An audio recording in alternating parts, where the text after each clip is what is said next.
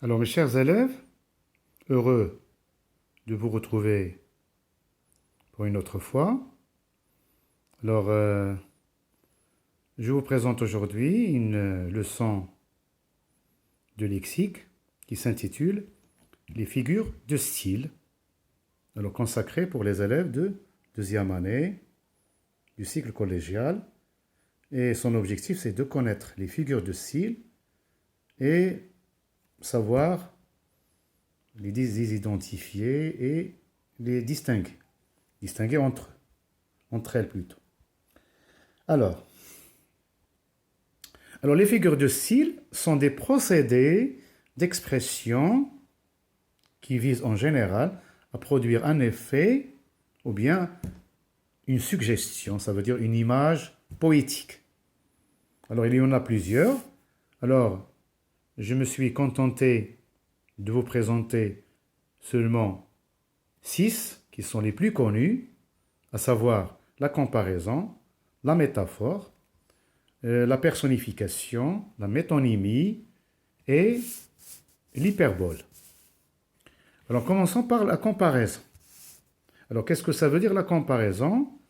Alors la comparaison, lorsqu'on met en relation le comparé et le compare au moyen d'un outil de comparaison.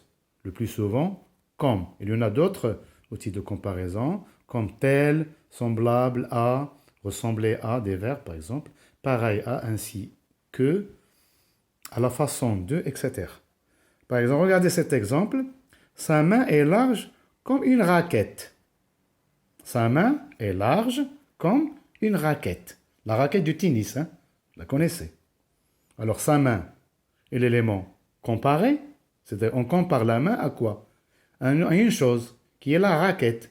Alors, la raquette, c'est le comparant. Alors, le comparé, c'est la main, et le comparant, c'est la raquette. L'outil de comparaison qui, si vous voulez, qui met en commun qui relie ces deux éléments, c'est comme, l'adverbe comme. C'est un outil de comparaison.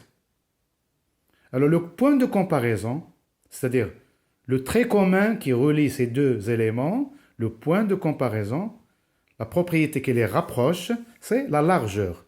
L'adjectif large, comme vous voyez, large. Sa main est large comme une raquette. Vous voyez? Alors, comme je vous ai dit, il y a d'autres outils de comparaison, par exemple, semblable à, par exemple, il se jette, alors le lion, ou bien ce garçon bondit sur le mur comme, comme un chat, pareil à un chat, ainsi qu'à un chat. Il ressemble à un chat, à la façon d'un chat, tel un chat, ainsi qu'un chat, et ainsi de suite. Alors, deuxième exemple, la métaphore. Alors, la métaphore, comme vous voyez, rapproche deux éléments sans utilisation de l'outil de comparaison. Il s'appuie sur un point commun entre le comparé et le comparant, et qui peut être sous-entendu. C'est-à-dire qu'il ne peut pas être explicité, il est sous-entendu. Regardez ces exemples. Les coquelicots, vous connaissez les coquelicots? Des fleurs rouges qu'on trouve dans la nature, hein? Tout rouge. Les coquelicots éclatent dans le blé comme une armée de petits soldats. Alors ici, nous avons une comparaison. L'outil de comparaison, c'est comme. Le comparant, c'est les coquelicots, et le comparé plutôt. Le comparé, c'est les coquelicots, et le comparant, c'est une armée de petits soldats. Alors, les exemples B, C, D, regardez, les coquelicots, une armée de petits soldats, éclatent dans le blé. Alors nous avons ici, hein, alors cette phrase, c'est une métaphore. Vous voyez qu'il y a absence d'outils de comparaison. Alors la comparaison ici est sous-entendue. Alors ici nous avons, alors nous employé ici la position. Les coquelicots, une armée de petits soldats éclatent dans le blé. Vous voyez, hein? Alors on a inséré si vous voulez, le comparant on a placé le comparant à côté du comparé en mettant deux virgules. Les coquelicots, une armée de petits soldats, éclatent dans le blé. Alors, c'est une phrase appositive. Deuxième exemple. Les coquelicots sont une armée de petits soldats qui éclatent dans le blé. On a introduit une phrase attributive. On a employé le verbe être.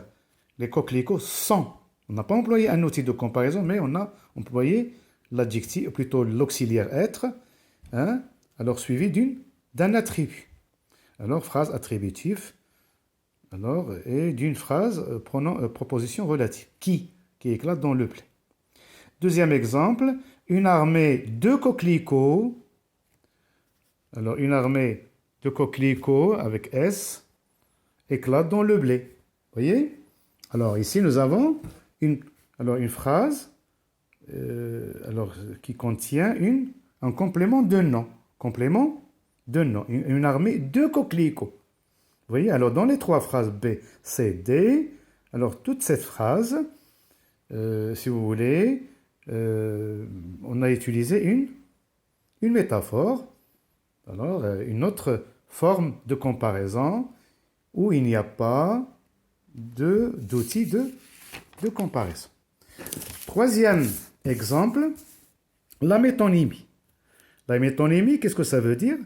C'est un procédé qui consiste à remplacer un terme par un autre auquel il y est par soit un rapport de sens, le contenu pour le contenant. Par exemple, je veux boire une tasse de café.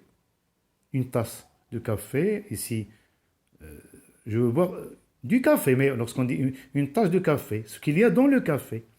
Par exemple, la matière pour l'objet, par exemple, le lièvre a reçu des plombes à la tête. Des plombes. Les plombes, c'est une matière qui se trouve dans les balles. Les plombes à la tête. Alors ici, nous avons un mot qui il a été remplacé par une partie de ce qu'on veut, si vous voulez, employer. Par exemple, la partie pour le tout. Par exemple, j'ai vu une voile, plutôt un voile à l'horizon. Un voile, ça veut dire une partie du navire. Normalement, le voile, ça fait partie du navire. Hein. Le vent, par exemple, souffle dans le voile du navire pour le faire avancer. Deuxième, plutôt quatrième exemple, la personnification. C'est un procédé qui consiste à attribuer des comportements humains à des animaux ou bien à des objets. Par exemple, l'hiver a laissé son manteau bleu. L'hiver, c'est une saison. Il est considéré ici comme une personne. Il a un manteau. L'hiver a laissé son manteau. Ou bien, la ville se réveille. La ville, c'est inanimé. Alors, on dit se réveiller pour les personnes. La même chose pour l'école, avale les écoliers. Lorsque la porte s'ouvre le matin, l'école avale les écoliers qui pénètrent à l'école.